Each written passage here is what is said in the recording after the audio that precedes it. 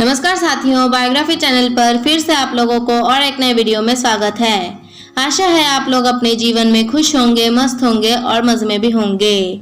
हमने आज फिर बॉलीवुड की बैकग्राउंड से जुड़ी हुई और एक नए किस्से से आप सभी को रूबरू कराने वाले हैं। बॉलीवुड के बैकग्राउंड में अनगिनत किस्से कहानियां छुपी हुई होती हैं जो कि आम जनों तक नहीं पहुंच पाते हैं। हमारे चैनल पर हम कोशिश करते हैं उन्हीं किस्से कहानियों को आपके सामने लाने की। तो चलिए कहानियों पे चलते हैं, शुरू करते हैं बॉलीवुड के बैकग्राउंड से जुड़ी हुई, छुपी हुई और एक नई किस्से। 63 साल पहले आया भोजपुरी का पहला गीत। राष्ट्रपति के कहने पर लता मंगेशकर ने दी आवाज। आज भी कॉल्ट है ये गाना। First Bhojpuri song. Bhojpuri cinema का पहला गाना आज भी कॉल्ट माना जाता है। इस ऐतिहासिक गाने को तत्कालीन राष्ट्रपति डॉक्टर राजेंद्र प्रसाद के अनुरोध पर लता मंगेशकर ने अपनी आवाज दी थी। 1963 में आया भोजपुरी सिनेमा का पहला ऐतिहासिक गाना। राष्ट्रपति डॉक्टर राजेंद्र प्रसाद के अनुरोध पर लता मंगेशकर ने गाया। गंगा मैया में तोहे पियरी चढ़ाइबो फिल्म ने रखी नींव। हमारे देश में अलग अलग क्षेत्रीय भाषाओं का अलग अलग संगीत है। इस संगीत की वजह से ही लोग अपनी मिट्टी और अपने क्षेत्र की मिट्टी से ज्यादा जुड़ाव महसूस कर पाते हैं। सिनेमा में भी संगीत की सीमा सिर्फ हिंदी तक सीमित नहीं रही, बल्कि यहाँ कई भाषाओं में संगीत बना है। पंजाबी, तमिल, तेलुगु, कन्नड़ समेत भोजपुरी भाषाओं में संगीत आज क्षेत्रीय संगीत नहीं रहा है। इसकी पहचान अब राष्ट्रीय और अंतर्राष्ट्रीय स्तर पर है। आज बात भोजपुरी सिनेमा की उस पहले गाने की जिसके बनाने की कहानी बड़ी दिलचस्प है। कौन सा था भोजपुरी का पहला गाना? दरअसल आज भोजपुरी के जिस पहले गाने की बात हम कर रहे हैं वो 63 साल पहले आया था, जब भोजपुरी सिनेमा की नींव रखी गई थी। भोजपुरी सिनेमा का पहला गाना था गंगा मैया में तोहे पियरी चढ़ाइबो। गंगा मैया में तोहे पियरी चढ़ाइबो। जी हाँ, साल 1963 में आई फिल्म गंगा मैया में तोहे पियरी चढ़ाइबो का टाइटल सॉन्ग और फिल्म के गाने भोजपुरी सिनेमा के पहले गाने माने जाते हैं। इस गाने को किसी और ने नहीं बल्कि लता मंगेशकर ने आवाज दी थी।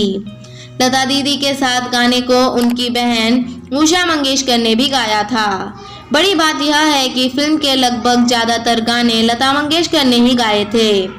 हालांकि लता के फिल्म के इन गानों को आवाज देने के पीछे की कहानी भी कुछ और ही थी। कैसे बनी भोजपुरी फिल्म? दरअसल लता मंगेशकर के फिल्म के title track first Bhojpuri song को गाने के पीछे की कहानी अलग थी। 1950 के दशक में देश के पहले राष्ट्रपति के रूप में डॉक्टर राजेंद्र प्रसाद ने कार्यभार संभाला। उस दौर में उनका पटना में आना जाना लगा रहता था।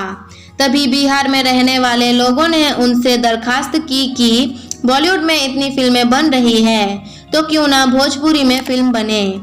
इसके बाद जब तत्कालीन राष्ट्रपति राजेंद्र प्रसाद मुंबई आए तो उनकी मुलाकात नाजिर हुसैन से हुई।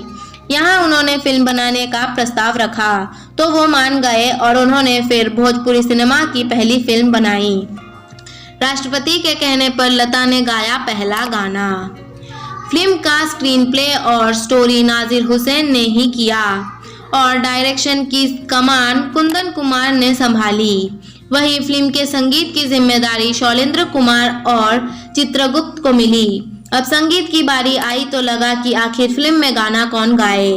उस दौर में अगर किसी फिल्म में लता मंगेशकर सबसे बड़ी सिंगर थी। हर फिल्म में उनका गाना होता था। मेकर्स चाहते थे कि फिल्म लता दीदी लता मंगेशकर सॉन्ग ही गाना गाए, लेकिन किसी की हिम्मत नहीं हुई कि उन्हें अप्रोच किया जाएगा। फिर खुद डॉक्टर राजेंद्र प्रसाद ने लता मंगेशकर को गाना गाने का अनुरोध किया और फिर लता दीदी ने फिल्म के गाने गाए जिसमें टाइटल सॉन्ग पहला था। इसके अलावा फिल्म के एक गाने को मोहम्मद रफ़ी ने भी अपनी आवाज दी थी। बताया जाता है कि फिल्म की शूटिंग ज्यादातर बिहार में हुई और फिल्म ने बजट से कई गुना ज्यादा कमाई की थी। फिल्म में कुमकुम लीड रोल में नजर आई। इसके अलावा खुद नाजिर हुसैन, रामायण तिवारी और हेलेन फिल्म का हिस्सा थी।